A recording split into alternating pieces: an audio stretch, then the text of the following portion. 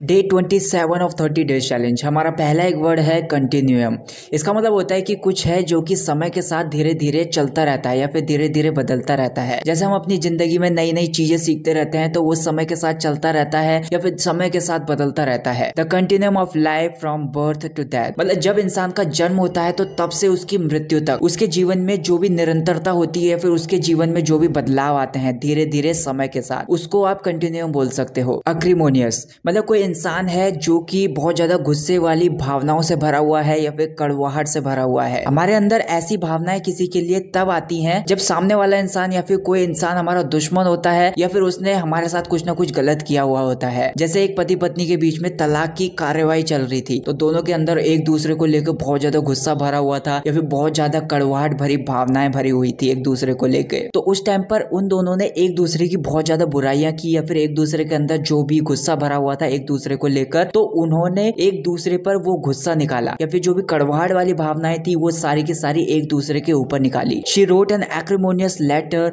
Expressing her disappointment, मतलब उसने अपनी निराशा को व्यक्त करते हुए, मतलब उसके अंदर बहुत ज्यादा किसी चीज को लेकर निराशा थी या फिर बहुत ज्यादा दुखी थी वो, तो उसने एक गुस्से से भरा हुआ लेटर लिखा या फिर एक कड़वाहट से भरा हुआ लेटर लिखा। इम्पॉर्चुनेट मतलब कुछ है जो कि बहुत ज्यादा परेशानियों से भरा हुआ है या फिर बहुत ज्यादा कठिनाइयों से भरा हुआ है और साथ ही साथ वो बहुत ज्यादा जरूरी भी है। जैसे कुछ है हम उसे पाने की कोशिश करते हैं या फिर उसको हम करने की कोशिश करते हैं, हमें बहुत अच्छे तरीके से पता है कि वो बहुत ज्यादा परेशानियों से घिरा हुआ है या फिर बहुत ज्यादा कठिनाइयों से भरा हुआ है। अगर हम उस चीज को करेंगे तो बहुत ज्यादा मुसीबतें आ सकती हैं, लेकिन फिर भी हम हार नहीं मानते हैं। जैसे क्रेडिट कार्ड वाले आपको कॉल करते रहते हैं, आप उनको मना भी कर देते हो लेकिन फिर भी वो बार बार आपको कॉल करते रहते हैं। मतलब क्रेडिट कार्ड बनाना भी जरूरी है और उनके लिए बहुत ज्यादा जरूरी है और उनके लिए ये बहुत ज्यादा परेशानियों से भी भरा हुआ है। अ beggar making importunate pleas for money following you down the street, मतलब एक भिखारी आपका सड़क पर पीछा करते हुए रुपये मांग रहा था, आपने उसे मना कर दिया लेकिन वो फिर भी आपसे पैसे मांग रहा था, जबरदस्ती आपसे पैसे मांग रहा था, आपके वो पीछे ही पड़ गया। लेकिन ये जो सिचुएशन है उसके लिए बहुत ज्यादा परेशानियों से भरी हुई है और बहुत ज्यादा मुसीबतों से भरी हुई है और साथ ही साथ उसके लिए रुपये मांगना भी जरूरी है। रोप इन ये एक फ्रेजल वर्ब होती है, मतलब किसी को किसी ग्रुप में जुड़ने के लिए बहुत ज्यादा उसको फोर्स करना, उसको मजबूर कर देना या फिर उसको राजी करना उसमें शामिल होने के लिए या फिर उसमें जुड़ने के लिए। मतलब किसी का मन नहीं है उसमें जुड़ने का या फिर उसमें शामिल होने का, लेकिन फिर भी उसको मनाना, फिर भी जोर जबरदस्ती करके उसको राजी करना। जैसे LIC एजेंट होते हैं, वो अपनी पॉलिसीज को लेने के लिए आपको बहुत ज्यादा मजबूर कर देते हैं या फिर बहुत ज्यादा राजी करने की कोशिश करते हैं आपको। That company is notorious for roping in new employees with promises of high salaries, मतलब वो जो कंपनी है वो बहुत ज्यादा बदनाम है। मतलब मैं किसी स्पेसिफिक कंपनी को टारगेट नहीं कर रहा हूँ, ये कोई सी भी कंपनी हो सकती है। मतलब वो कंपनी इस चीज के लिए बदनाम है जो नए वर्कर्स होते हैं अपनी कंपनी में जुड़ने के लिए उनको ज्यादा सैलरी देने का वादा करती है या फिर उनको मजबूर करती है या फिर जोर जबरदस्ती करके उनको मनाने की कोशिश करती है ताकि वे कंपनी से जुड़ जाएं। एक्सीड जैसे किसी की कोई मांग थी या फिर उसकी कोई डिमांड थी या फिर उसकी कोई रिक्वेस्ट थी, उसको मान लेना या फिर उसको स्वीकार कर लेना, लेकिन आपका मन नहीं है उसको मानने का या फिर उसको स्वीकार करने का, मतलब बिना मन के बिना इच्छा के उसको मानना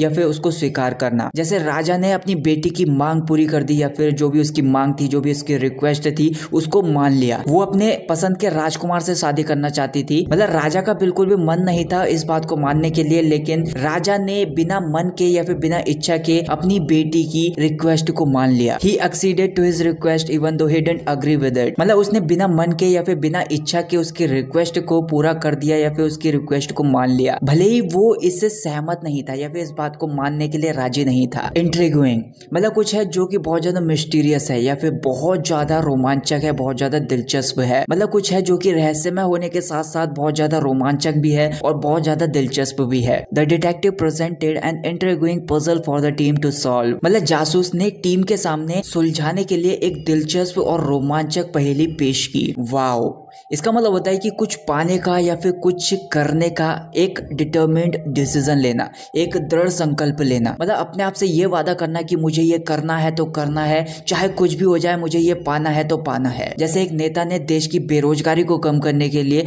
एक दृढ़ संकल्प लिया या फिर अपने आप से वादा किया कि मैं देश की बेरोजगारी को कम करके रहूंगा। She vowed to never give up on her dream of becoming a doctor, मतलब उसका एक सपना है एक डॉक्टर बनने का, तो मतलब उसने ये कसम खाई कि वो डॉक्टर डॉक्टर बनने के जो सपना है उसका, उससे कभी हार नहीं मानेगी या फिर उसको कभी नहीं छोड़ेगी। पिक्यूलियरिटी मतलब किसी का एक अजीब सा गुण बोल सकते हो, एक अजीब सी आदत बोल सकते हो या फिर एक अनोखी आदत बोल सकते हो जो नॉर्मल से बिल्कुल अलग होती है। जैसे एक आर्टिस्ट ने एक पेंटिंग बनाई थी, तो वो जो पेंटिंग है वो अनोखे रंगों की वजह से या फिर अजीब से रंगों की वजह से बहुत ज्यादा फेमस है। She has a peculiar habit of wearing clothes with different colours मतलब अलग अलग रंगों के कपड़े पहनना उसकी एक अनोखी आदत है या फिर एक अजीब सी आदत है। रैंप अप ये एक फ्रेजल वर्ब है। इसका मतलब होता है कि किसी चीज को अचानक से बढ़ा देना या फिर अचानक से उसमें वृद्धि हो जाना। जैसे एक कंपनी बहुत ज्यादा घाटे में जा रही थी, तो कंपनी ने एक नया प्रोडक्ट निकाला और उसके प्रोडक्शन में कंपनी ने बहुत ज्यादा वृद्धि कर दी। जब एक नेता को बहुत ज्यादा धमकियां मिलने लग गई तो उसने अपनी सिक्योरिटी में वृद्धि कर दी या फिर अपनी सिक्योरिटी को बढ़ा दिया। The athlete is ramping up his training for the upcoming competition मतलब आने वाले टाइम में कॉम्पिटिशन होने वाला है, तो जो एथलीट है वो आने वाले कॉम्पिटिशन के लिए अपनी ट्रेनिंग को बढ़ा रहा है या फिर अपनी ट्रेनिंग में वृद्धि कर रहा है। ब्रीच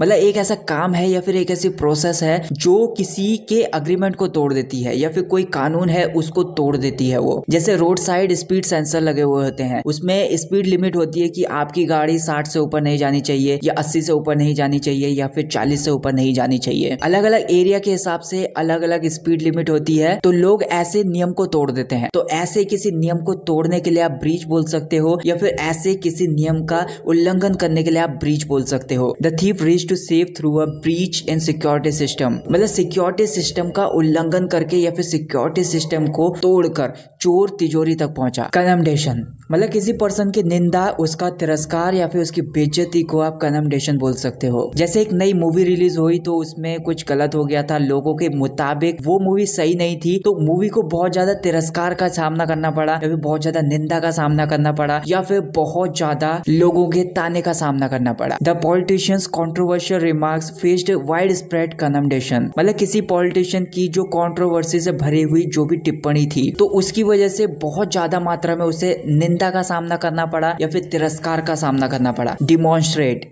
मतलब जैसे कोई भी चीज है तो ये दिखाना कि वो चीज काम कैसे करती है या फिर कोई भी पॉइंट है तो उसको अच्छे से समझाना या फिर अच्छे से बताना किसी को। जैसे एक आर्टिस्ट ने अपनी एक नई पेंटिंग की टेक्निक ऑडियंस को समझाई, मतलब ऑडियंस को ये बताया कि ये उसने कैसे किया। The teacher demonstrated how to solve the math problem step by step मतलब टीचर ने ये समझाया कि मैथ्स की जो प्रॉब्लम होती है उसको स्टेप बाय स्टेप कैसे सॉल्व किया जाता है या फिर उस प्रॉब्लम को सॉल्व करने का तरीका बताया। ऑटोनॉमी मतलब एक ऐसी योग्यता है या फिर एक ऐसी क्षमता है जो किसी काम को खुद करने की है, मतलब किसी काम को खुद ही करने की योग्यता या फिर किसी काम को खुद करने के लिए खुद निर्णय लेने की योग्यता या फिर क्षमता मतलब स्वतंत्र रूप से खुले तौर पर काम करने का जो अधिकार होता है या फिर जो क्षमता होती है उसको ऑटोनॉमी बोल सकते हो। Teenagers strive for more autonomy as they mature मतलब जैसे जैसे जो टीनेजर्स होते हैं वो बड़े होते हैं या फिर जैसे जैसे वो मैच्योर होते चले जाते हैं वैसे वैसे वे ज्यादा ऑटोनॉमी की कोशिश करते हैं। मतलब किसी काम को खुद ही करना है, स्वतंत्र रूप से निर्णय लेने की कोशिश करते हैं या फिर स्वतंत्र रूप से काम करने की कोशिश करते हैं। So that's it guys for this video guys. मैं आपके कंफ्यूजिंग वर्ड्स को जानना चाहूंगा जिनके ऊपर भी आपको डाउट है, उनको मुझे कमेंट करके बताइए। मैं उन सारे वर्ड्स को अपनी वीडियोस में लेकर आपके डाउट्स को क्लियर करने की अपनी पूरी कोशिश करूंगा। और अगर आपको ये वीडियो पसंद आई हो तो वीडियो को लाइक कर देना, चैनल को सब्सक्राइब कर लेना।